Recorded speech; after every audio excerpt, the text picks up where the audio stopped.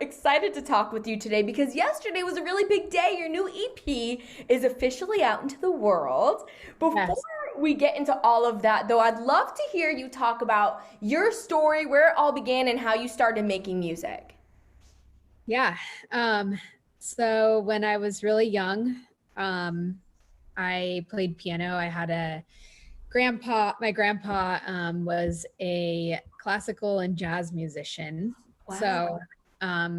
music was in my family from a young age. And I also had an older sister that she's 10 years older. So she's Yep.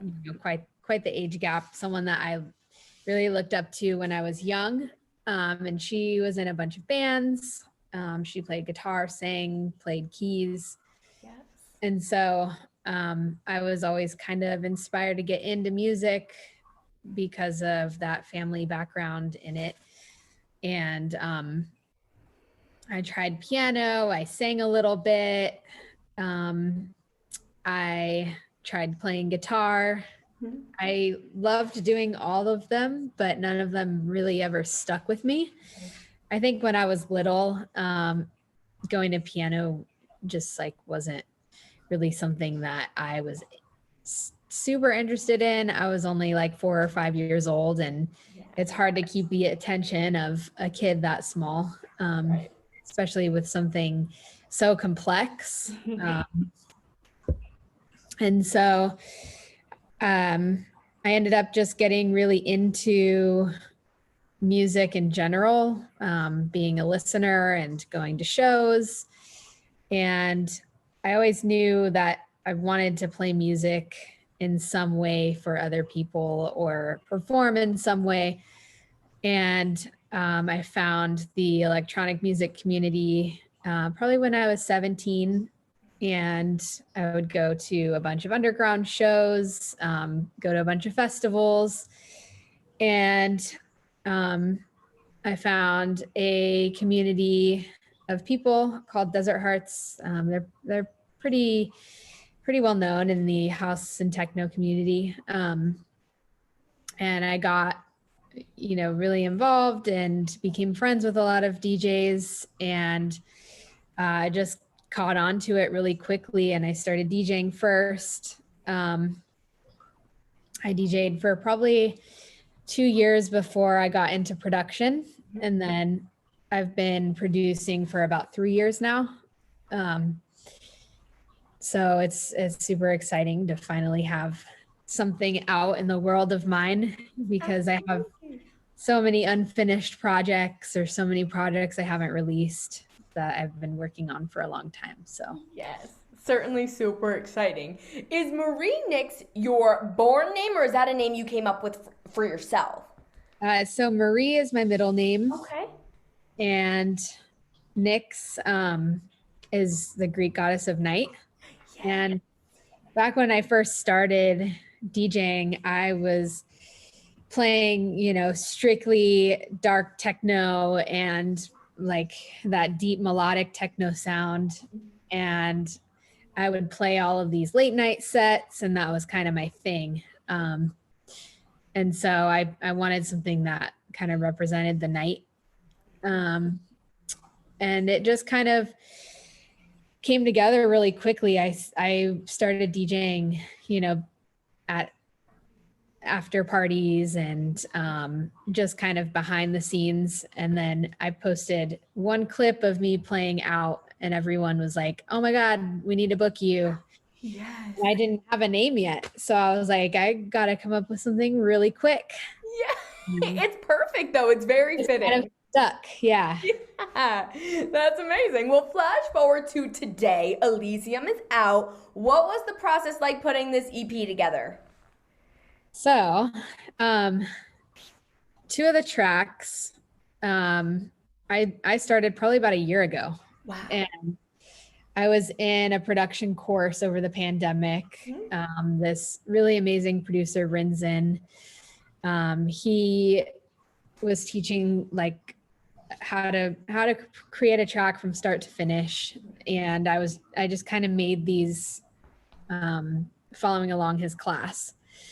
And I have always had trouble finishing projects because it's like the creative process is so fun, just like coming up with ideas for the song and adding different elements. Like that's the fun part. The mixing and the mastering is, you know, the mixing is the tedious part.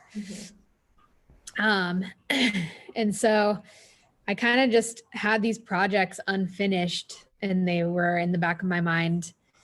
And I got super involved in Twitch shortly after during the pandemic. And so I wasn't putting as much time into producing. And then once Maud and I met about starting the label and, you know, we started that whole process. She was asking me what I had to release as well. And so I made it a goal to release something by the end of this year.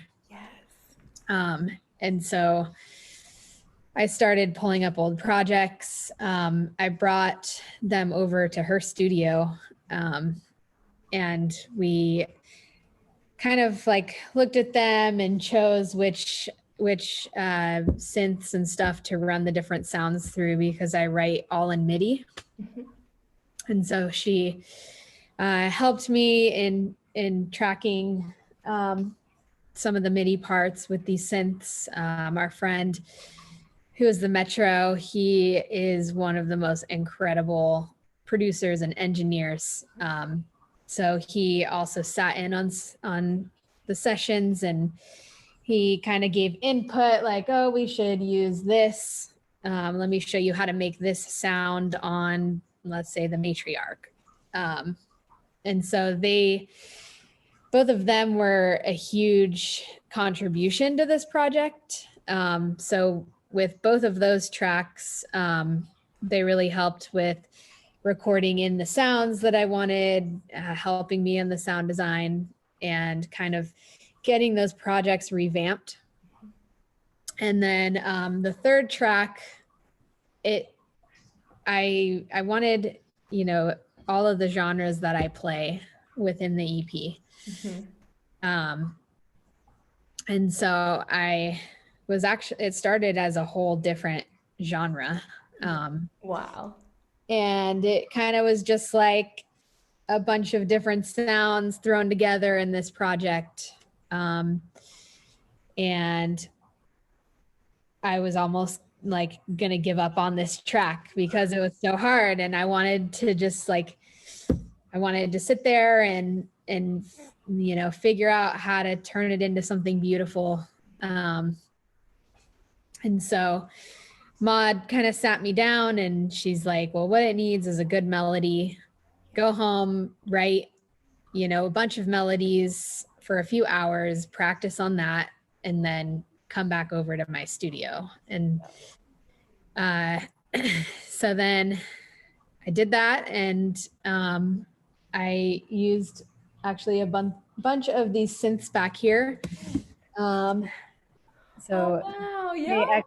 3P was in the third track, in a lot of the melodies, and same with the matriarch here, which is the center one, and then up here the Sonicware Live In at the very top. So that's such a cool setup. Yeah, so this is actually Maud Voss's studio, and so she helped me record in, you know, the notes and stuff that I wanted and the melody I wanted with all of these. And I finally was feeling inspired to finish the track after, you know, many sessions. Yes. And like a lot of her pushing me to get it done. So. Well, you and Maud sound like such a dynamic duo. As you mentioned, this was released on your very own label, Delusional Records. What was it like creating this label with your partner? So it's been really great. We both bring a lot of different aspects to the table. We had been friends for maybe like a year and a half before we were partners, and we had talked about starting the label before all of that happened. And so it's been, something in the works for quite some time. And,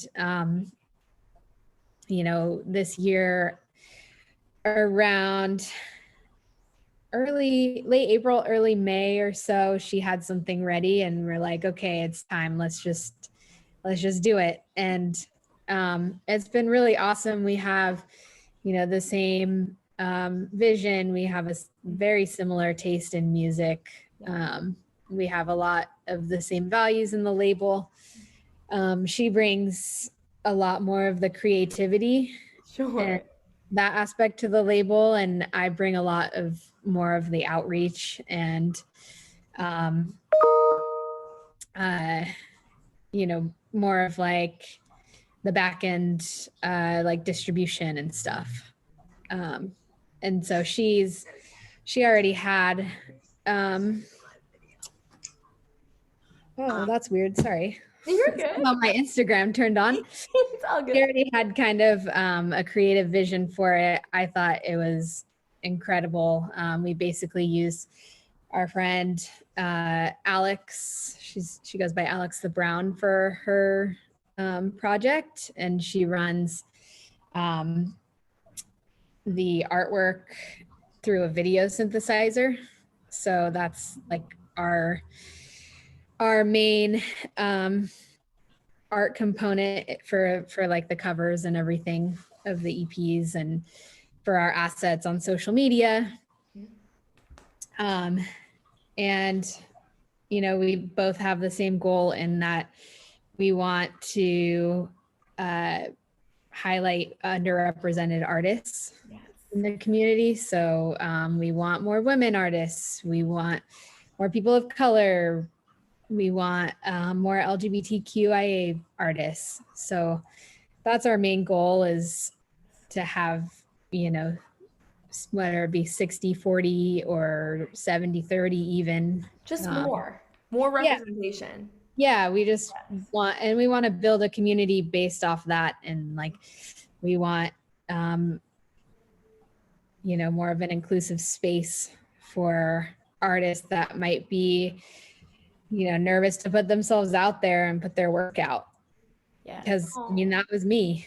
Right. That was me before starting this. I was like, I don't know about my work. And I had to put that aside, like put the doubt aside. And so I want to create a space like that for artists. That I think it's always so cool when you can kind of be the person you wish you had maybe earlier in your career, and it seems like that's what you're doing. You're kind of building that community. I bet a lot of artists wish that they had, so that's awesome. Yeah, definitely. Absolutely. How would you describe your sound, Marie, to someone who's never heard your music before? So, I mean, it's super versatile. My sound as a DJ is more so like experimental. I am not always gonna play a super dancey song in a set. Like I really like more atmospheric sounds. I really just like sounds that are more so like shocking. Yeah.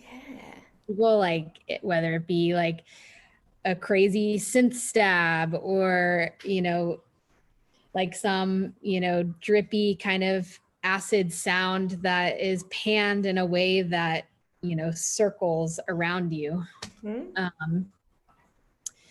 I don't know. And in a lot of my sets, I always loved like 80s sounds, like 80s dark wave or synth wave. And so a lot of times in a DJ set, I'll play, tracks with similar elements. And then as a producer, I mean, I have kind of like a similar arrangement in all of my songs, and that like the first minute is kind of a build.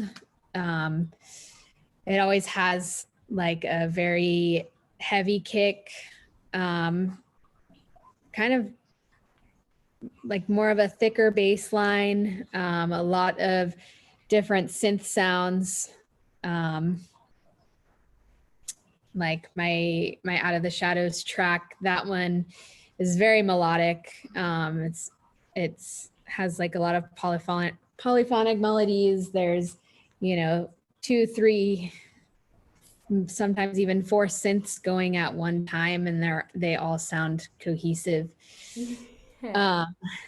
And yeah, I don't know. I guess just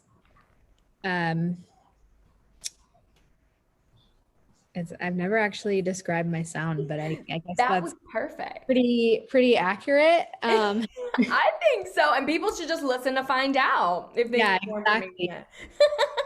100%. It looks like you've been doing a lot of really cool performances lately. Do you have any coming up that you're really looking forward to? I do. I have one on the 22nd, which is Oh, it's tomorrow. tomorrow. So it's this new venue in LA. It's at the bottom of a 1920s bank. Wow, that's cool. Yeah, and it's just like a very concrete industrial spot. And it's with an artist named Baltra. He's also pretty experimental. He can play like some lo-fi house, I feel, or even some techno. I think he's pretty versatile as well. Yeah. So that's a gig I'm looking forward to. It's back to back with Maud. So her and I will be playing a set together. Awesome. And then I have another one on November 13th. It is a friend's label showcase. They're called Modernity. And there's mostly local artists playing, but they're all really, really awesome producers and DJs. So looking forward to that one as well. That's amazing. Lots to look forward to. I'm glad we can finally start doing these things again. It feels really good. I'm sure you feel the same. Just being out there again is like, thank God. Yeah. But before, we could be out here doing this again, I saw you were doing some Twitch things. You kind of talked about that earlier. You had Nyxology and Nyx at Night. What were those streams like? So Nyx at Night was more, I would play every Sunday, and that was just most of the time me playing solo. And it was a play on Nickelodeon's Nick at Night, but it was more of like a almost goth version of it. I love that. I would dress in black. I would set candles up around the DJ booth. I would have like crystals and stuff in sight. I had this wand that a friend had given to me as a gift. Amazing. And so, it has, a crystal at the end, and I wish I had it here to show you, but I didn't. But I would play more either dark techno, industrial. I'd play some goth music, some dark wave.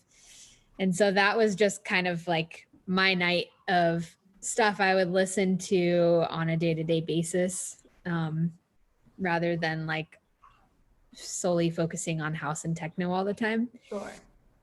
So that was kind of like, here's a look into, my taste outside of what I would normally DJ in person. Yep. So fun. Yeah. And like I even played like a vinyl set with all of my records that were not house and techno one of the nights. And so, yeah, that one was one that I really loved doing. Unfortunately, I don't have the time to really get on anymore. Right. But Nyxology was every Thursday night. I would have a guest artist over.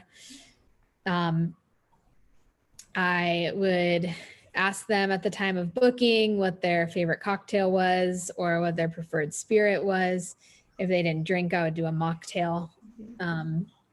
And I would create a cocktail of the night and make a recipe card and post the recipe on social media, mostly on my Discord. And I would basically be their bartender and host, and they would play a set at my place. And then we would most of the time do a back-to-back set after. Yeah. So is that a bit of a hobby of yours, Marie, mixology? Yeah, so I bartended for 3 or 4 years in downtown LA, kind of right when I first moved here.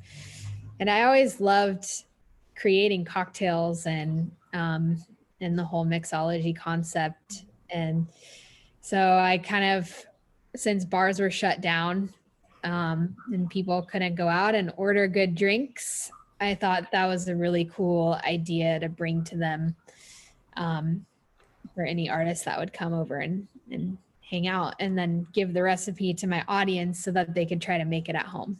I love that idea. And I love both of those things that you did on Twitch. And it's kind of bittersweet. Obviously, you don't have the time to do those things now, but it's good because you can be out and about performing and doing those things, now, which is really great. I do miss it sometimes. Yeah. Oh, you'll have to bring it back every now and again for fun.